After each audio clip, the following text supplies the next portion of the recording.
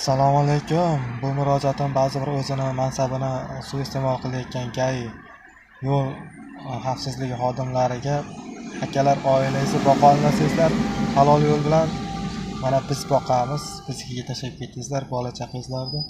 Hozir Toshkentda Yandex haydovchisiman. Shu bitta gay aka to'sib nimaga yozay? Protokol tuzishim kerak, kamargami yoki peshovodga yozib beraman deyapti. Aka, men uyga non olib kirishim kerak. Nega hech nima emas deb kulib 50% 212 ming 206 ming to'lab qo'yasiz deb kulib shunaqa gapiryapti va pravamni oldi. Kamerangiz bormi deyapti. Yo'q, video registratorim yo'q, xudodan qo'rqaman. Hech nimam yo'q. Shunga video registratorning yo'qligiga boranaqasini qilyapti. Yo'q, qo'l qo'ymayman, barmoq bosmayman desam, jarima maydoniga olib kiraman deyapti. Bo'lmasa ayb yo'q, hamma yo'q, dokument joyida. Keyin YouTube'ma bir balolar deyapti, muzika eshitib ketyapsiz ekan deb odamni ustidan kulyapti-da.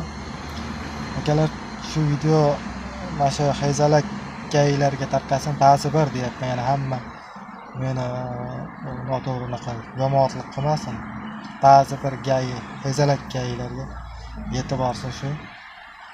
Biz ham bemalol yuraylik. Moskvada ham bundan bemalolroq yurardik Toshkentdan ko'ra. Iltimos akalar, bir-birimizni hurmat qilaylik. Musulmonmiz.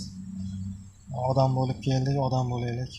Hayvon ishini o'g'rayapmiz ko'chada, hamma bir-biriga yomon ko'z bilan qarab, chiroyli ko'z bilan qarab yaxshi yashashga intilaylik. Davlat xazinasini harom pullarga to'ldirmasdan shu pullarni o'zlaringiz oilangizga tushadi, bolalaringiz yeydi, halolidan qo'ymasin. Iltimos akalar, maksimalni shu akalar ko'rib yaxshi yo'lga qaytsin, musulmonligini esdan chiqarmasin, oxiratda o'ylasin.